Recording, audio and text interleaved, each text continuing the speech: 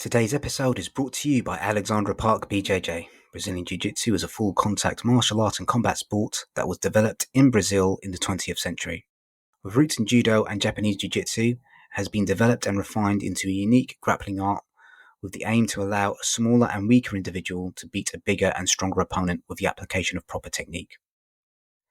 Based in Muswell Hill, North London, Alexandra Park BJJ's classes are designed so that you can develop your fitness levels, balance, coordination and flexibility in a no-pressure environment, and to provide the opportunity to start a new sport at a reasonable price.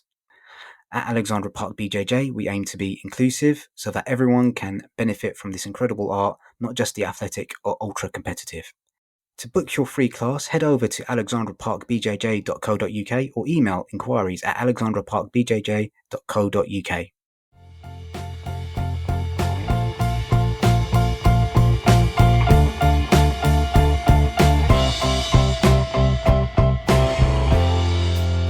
Welcome to Audiobookish, an audiobook review and discussion podcast looking at audiobooks both big and small, as well as radio plays, narrative podcasts, anything audiobook-ish. This podcast may contain spoilers, rants, curse words, mispronunciations of names and places, and more.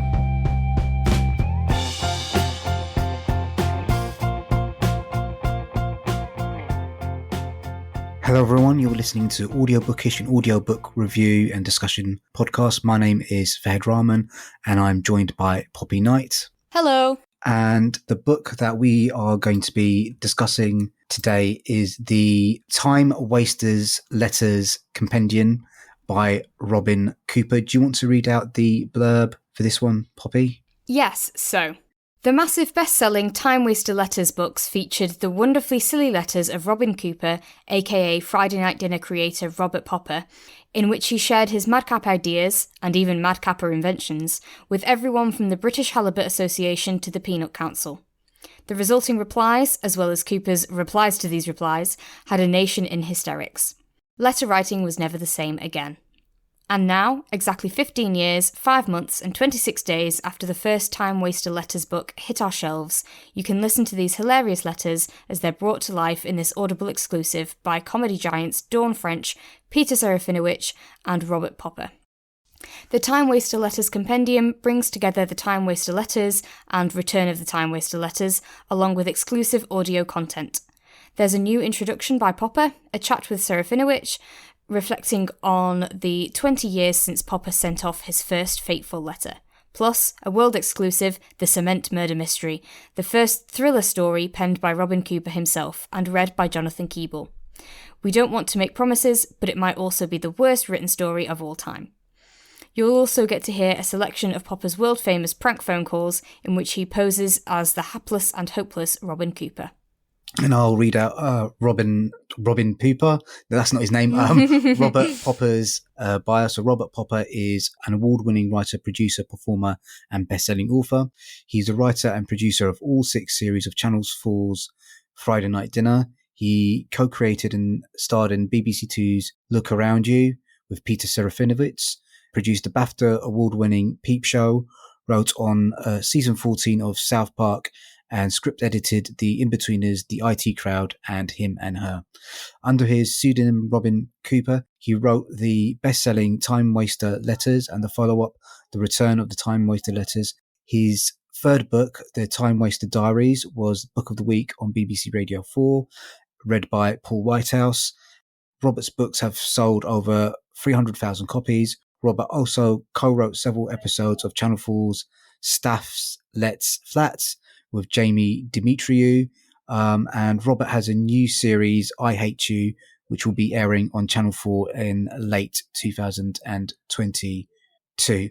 So this was my choice. I wanted to listen to something that was a bit light, that would kind of put a smile on my face, and I came across this book in BorrowBox. I hadn't really heard of this character or these letters before, but it seemed like an interesting concept and something that might be up my street. What were your kind of like first impressions of it? So I made the mistake that I try not to do, and I did look at some reviews first before I ended up reading it.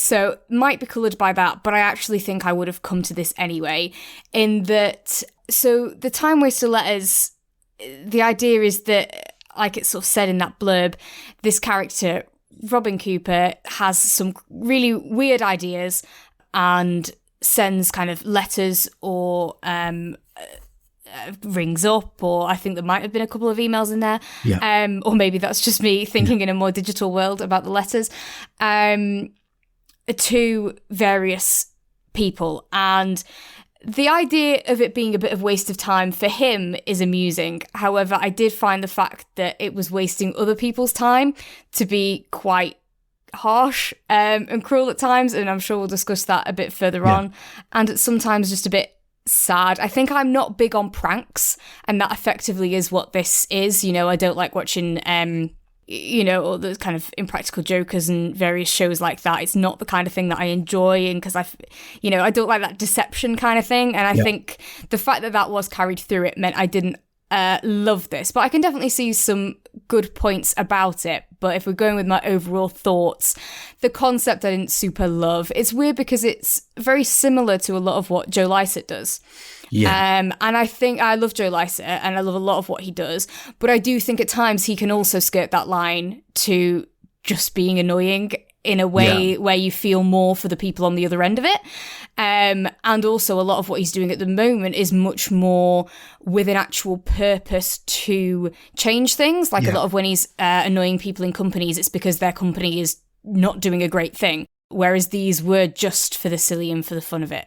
So yeah, I didn't hate it, but it's definitely not the kind of thing that I love, and certainly not always felt the most comfortable with either. Yeah, so I was really drawn to this by the concept of it. It just seemed like something that'd be light and fluffy, and something the sort of book that you'd be able to kind of listen to in like 5-10 minute bursts, or kind of listen to like in kind of a longer session. My initial impressions of the book were really kind of negatively coloured by the voice of Robin Cooper. Yeah, I didn't think you would like it. It really put me on edge. It kind of I've been stuck in rooms with people like this, so it might have kind of triggered some sort of really light PTSDs. 'Cause, these sort of people have got kind of like monotonous, stupid ideas, and you just can't escape from the conversation. So that's kind of what it reminded me of. This kind of like sort of whiny, tinny voice like that, and I just it sounds strange, but I think this is one of those occasions where I probably would have preferred to read the book rather than listen to it, because that voice, it just didn't sit right with me at all. And I also kind of agree with you with, especially when it came to some of the phone pranks. Yes, I thought some of them skirted the line into mean, not necessarily deliberate mean-spiritedness, but it's kind of like, especially some of the phone calls he did to kind of like the hotels, because I appreciate how busy some of those people can be, and just kind of like, I think sometimes you could kind of tell the person on the other end of the line was in on the joke, but other times you could kind of tell that the person was like completely exasperated, which might be part of the joke for some people, but just for me, I found those. So I basically fast forwarded through those sections because I found them just a little bit too stressful. So I don't know how you felt about the prank calls and stuff like that. Yeah. So firstly, just touching on the voice, because it's certainly irritating, but I think that's sort of part of the voice that he's given to Robin Cooper, isn't it? And I think that's the thing where if you're happy to sit through it, then that elevates the audio, you know, because as opposed to just reading the letters by this person, this character is brought to life and embodied. And, the whole idea that the book is written under that pseudonym, the fact that it's also narrated by that pseudonym character does definitely add a really great element to it, if you like it. But yes, if like you don't like it, then you might have preferred to read it and take it that way. And then the phone calls, I think we're in a similar track. I think they were even lower down the rung, if you want to put it that way, than the letters. They didn't have quite the same cleverness of some of what he wrote in the letters, and were just like prank phone calls. And you could definitely tell when some people were getting frustrated. I find it odd because it does seem like they're the actual like recordings of the phone, which seems mad that they'd be able to do that. I don't know how they got the rights clearances and stuff like that. But... And if not, then some incredible actors have done some impersonations on them, which is great. But yeah, and that, that feels like an invasion of privacy, sorry. Yeah. And yeah, hating them getting frustrated, and certainly you can just empathize, I think, in, whether you've done sort of customer facing work or just work in general, or just as a person. I think you can empathize with him wasting those times. I think the one thing that was maybe a pro point to the phone calls rather than the letters is that the letters, he had as much time as he wanted to come up with something clever, if we're talking about the cleverness. I did have a lot of respect for the speed of the improv during those phone calls. Yeah. As someone who's done a lot of Amdram stuff in the past and absolutely loved, the improv activities that I've done with a ton of different groups, and it is really, really fun. And it's one of the things that I love about live comedy that sort of can change, or like panel shows and stuff like that, is always their kind of like their quick wit improv stuff, as well as actual improv things like, whose line is it anyway, and that kind of thing. I did respect that about the phone calls for sure. There was some really good thinking on his feet that was quite amusing. But my overall feeling was, this is just a bit, I know it's a joke to you, but they're trying to get on with their work. So yeah. Yeah. There were a few sections that did make me like smile. I wouldn't say necessarily laugh out loud. I'm specifically thinking about his correspondence with the British Council for like colours, where he claims to have invented the colour green, which is it's just a bit silly, and it's kind of like a little bit oddball. You could kind of tell, I felt with that one, that there was sort of semi taking it seriously, but semi taking it as a joke as well. You're right, yeah. And then the other one, which kind of made me smile, but also made me feel really bad for them, was the publishers about his children's book. And they were kind of being like, oh, what don't tear your book up. Continue writing. They're trying to be really kind of like kind-hearted about it, which made me feel quite fondly for like people in publishing, because I think sometimes they get kind of a bit of a bad rap, but they were fairly patient with him, I think. Oh, definitely. That was one that I'd written down as an example for that, where, this woman, I think it was Claire, had given such like genuine help and advice as to, we're not the right publisher for you, but here are the things with your stories, and here are those things. And it genuinely meant it. And it then felt bad that, that advice wasn't going to someone who was actually wanting it, And similarly, there was the ball bearings one, where the letter was talking about how his son has a huge collection of ball bearings, and it's becoming a safety hazard in the house, and asking this president of the Ball Bearings Association or something like that to tell his son not to anymore. And he sent the most amazing letter back about, don't let your parents curb your passions. If you're enthusiastic about this, then here's these resources, here's how you should take care of them, but do make sure that you're being respectful of the other people in your house. And that was just heartbreaking, because I felt like there were a lot of these ones where maybe targeted is the wrong word, but it sort of felt like that. Hobbies mainly that might be considered, niche, might be made fun of. There was like magic ones. There was so much stuff where people have a real genuine passion for it, and I just felt by contacting them and using so many of those in this was like a making fun of their hobby. And I know he said in the interview at the end that he didn't want to do that, but I just think by pretending to have an interest in something, by getting someone to waste their time on responding to someone that they think shares their genuine interest, only to find out, or not find out, but even so, only for the truth to be that they don't, was just a bit cruel. So, even more so than the people at work that were trying to do their jobs, which I can, appreciate that wholeheartedly is not great to be wasting their time either. But those people that, have a passion for a hobby that probably other people have made fun of them for before,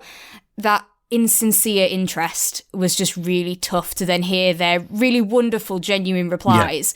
You know, if you want to hear some people who have a real passion for what they're dealing with, then that's something great to take away from this book. But it's just a shame that it's framed around, them being contacted ungenuinely. Yeah, I think there's kind of one aspect that we haven't kind of mentioned, which is Dawn French's and Peter Serafinowicz's narration. I felt they were both absolutely bloody brilliant. Yeah. Especially Dawn French. She was able to like really subtly imbue this sense of like someone's patience being really severely tested, or sometimes just kind of like a wry sense of humor about, I know this is a bit silly, but I'm going to give you a semi-genuine answer anyway. And that's kind of like a masterful vocal performance, maybe strange enough, maybe one of the best vocal performances I've maybe listened to this year. And like Peter Serafinowicz kind of just doing his deep voice kind of like thing as well is also really nice to listen to as well. And they kind of, if it weren't for both of them, I probably would have not finished this one because I found Robin Cooper's voice that grating. I don't know if you've got any comments about either of their performances. Yeah, so I think we feel very similarly. So for those who don't know, the way that it's, at least the majority of the book is structured, is that Robert Popper does his Robin Cooper voice and reads the letters that he sent out. And then either Dawn French or Peter Serafinowicz are reading the replies.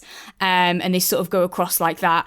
And yeah, their portrayal of the responses was really good. It had that sort of professionalism that matched the way that the letters were written, but also that kind of softness where it was required. And yeah, it was really, really good. The kind of business-like, and the points where clearly people were confused, that came across as well. They were all really, really perfectly read, I thought, to what was being replied. And it was quite interesting because I listened to a good chunk of it while I was at work and while I was doing my own emails, which is quite funny. And it was really good as well, just to hear some of the very tactful replies that were given, you know, some of the phrases of how do you address that sort of a question. Well, basically, stuff like that, the kind of tact, the professional speaking, the, implying things and doing it in a proper manner was really quite good. And yeah, I think I have absorbed a few tips and tricks that might be employed in the future. But it was, because as much credit as we can give to Robert Popper, Robin Cooper or whatever for writing those letters, and some of which I do think have some cleverness to them, I think you've got to give a lot of credit to the people who were replying back as well. Yeah. Also thinking of that, like it being sad stuff, a lot of the times where it said end of correspondence, that was quite sad as well, because that's when you realise that they knew their time had been wasted. Yeah. And that hurt as well. The times when it ended on their letters sometimes felt quite nice that he'd realised, okay, this is the time to stop. Yeah. And that was nice when, for a lot of it, you kind of like worry that he's just going to keep pushing and pushing and pushing. Yeah. Sometimes it was nice to hear, oh, he left it there. They succeeded, basically, in getting him to shut up. But then, some of them, you could imagine the person behind, probably partly because of how well Dawn French and Peter Serafinowicz had portrayed them, just going, oh, never mind, this was and that kind of hurts a bit. I also thought it was really good as an audio thing in general to decide to do it like that. I think if it had just been one person, even those two different voices, it wouldn't have been as engaging at all. Yeah. Though it was slightly confusing when, for example, there was definitely one where Dawn French did a reply and then Robin sent a letter, and then Dawn French was reading a reply from a different woman within the organisation, and that confused me a little bit. I mean, I think it's fair enough because you wouldn't have wanted I don't think you'd have wanted 7 different people reading them back, but it was a bit weird when you don't have it written down, you sort of keeping names in your head, names that are fleeting, and you've only heard it a minute ago, but you heard 20 other names in the last 20 minutes, to try and realise, oh wait, that's not the same person that replied the first time round, was a little bit hard to follow. But I mean, that's my only criticism with choosing that format, which I think worked really well. Yeah, I think it was a really smart production decision to do it that way. So again, listening to the post interview section of the book, I kind of felt a little bit bad that I didn't like the book more than I did, because it does seem there's a lot of affection for the book, and I felt a bit bad that I wasn't able to kind of like get into that. I don't really like disliking things, especially things that other people seem to be really fond of. But one thing that did maybe come across in the book, and it's something that Peter asked Robert, was about the drawings that were included in some of the letters. And I've just gone on quickly online now, and I've looked at some of the letters, and seeing some of the drawings, it would have become more immediately apparent that this guy was not being serious at all, because the drawings are absolutely farcically bad. So that might have lightened the, like, I mean, I cringed quite a lot going through this book. And if I'd had maybe that visual reference, like, okay, this guy is an idiot, and he's attached this kind of, not even a childlike drawing, just looks like the drawing of like someone who's completely deluded, might have softened the blow slightly more. But again, it just wasn't. It was a book that I had to get through, because I said we needed to do it for the podcast, rather than one that I enjoyed listening to. I don't really have much more to say about it. Have you got any other like closing comments? Well, I was just going to say, with what you were saying about the pictures there, because I understand what you mean, but I think the fact that he withholds the pictures for so long and then sends them, and then that tended often to be the point where there was no more replies. That was where people realised that it was a bit of a joke, and I think they might have even said that in the interviews. And even just the withholding itself frustrated me, because all of the, should I send you this? ? I'm just thinking with my efficiency brain of, just send it. Why wouldn't you just send it, and try and save the email, the letter, whatever. But I'm sort of thinking email in my own experience of, preempt what they're going to ask and just do it. And if they don't want to open it, they don't need to open it, but you've already sent it. And I understand that that's part of his time wasting tactic and therefore very effective. But yes, I did find that extremely frustrating, that there was sort of like, should I send it? Should I send it? As instead of just sending it, which is, I'm sure, what the other person on the end was feeling. They were feeling that thing of, why haven't you just sent it in the first place? Then I have all the info. But also interesting on the pictures, because I never felt, until I was listening to that interview, like they were missing. So they did discuss how they added some audio description to it, which I think was great. And I imagine they must have done it for like the dartboard or something like that. But that seamlessly worked in quite well. It felt like that should have been in there. It didn't stick out at all.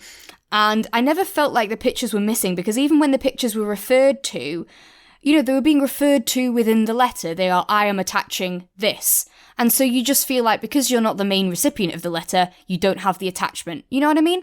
So whereas some things where it could have easily felt like the audio was missing the pictures, this one really didn't feel like the audio was missing the pictures. You were aware that the pictures existed, but you didn't feel like they'd been kept from you through the audio format, which I think was really good. And like there was a leaflet attachment, and obviously, I appreciate a leaflet is a lot of words, but it's also a very visual thing, isn't it? You've got sort of like, you imagine a kind of threefold panel thing, three on each side, folding up leaflet. And the way that they did that with kind of like the pauses and just the way that he performed it, it felt like a leaflet in audio. And I was really impressed by that, for sure. Yeah, I would go on to like the Timewasters website and just have a look at some of the drawings, because they are some of them are quite funny. Yes, I think that's really, I can't really recommend this unless you've got a certain like sense of humor. I found Robin Cooper's voice really grating, and there wasn't enough else in there for me to kind of like, I had to struggle to get through this, so I can't really recommend this. I don't know how you feel about this. Yeah, I did have it on times. I think I was times 1.5 for a bit, and then sped it up to times 2 when I got used to it. Because I was getting through it, and partly because of all that feeling sad for the people on the other end, definitely. But like I say, there was some stuff I took away from it. I took away some stuff of the good, like you say, production decisions, the good way it was done in audio, the good performances, even when we didn't like Robin Cooper's voice necessarily. The expression that was put into it was really good. There was one phone call that I was very impressed with the way it made it sound like he'd come away from the phone and was calling for someone in the other room. Yeah. I'll come in, and they came in, and he's done it way better than I'll have just done it then. And speaks as this new person. That was really good. You know, there was some definitely good moments in it. The section with the brothers and the sisters. Yeah.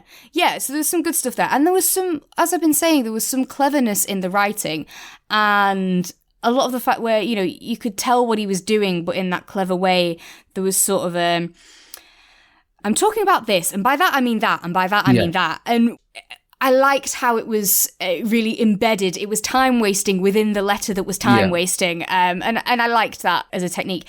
And then that brought me on to the thing that I actually liked most about this book was the extra story at the end. Yes. That it talks about in the blurb as being like, you know, the worst written book. But it's partly because of that thing. It's because it has that, you know, was walking down the street on a Tuesday, and by that I mean the second day of the week.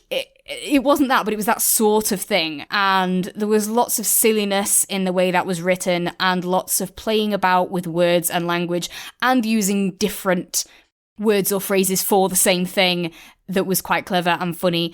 And I liked that because it did remind me quite a bit of the Mr. Gumbox that we talked about way back in the first episode of this podcast, and that I've been listening to again a bit recently, because it's that silliness, and it's that, what if we took this word and did something silly with it? What if we wrote in a silly way? And what if we didn't really care about the plot making sense necessarily, you know, and we just be silly? And it was quite good to have that in a book that isn't aimed at children. You know, accessible for, but not aimed at. And I did quite like that. I like it as a style. It's not a style that I would like everything to be written in, for sure, but it's a style that I can enjoy on the odd occasion. So yeah, I actually much preferred the extra bonus content than the main bit of the book. I think I probably feel the same way. I think that the interview at the end was quite good, and that it was interesting. The kind of short novella thing at the end was quite enjoyable as well. Okay, so I think that wraps up our discussion. Really, again, guys, thank you very much for listening. Can you please continue to support the podcast? You can follow us on social media at AudioBookishPod, on Twitter while it's still around, Facebook, and if it is by the time this goes out, and Instagram. And if you can click the link in the tip jar to send us some money, it helps keep the lights on. If you've got any comments or recommendations, you can email us at audiobookishpod@gmail.com.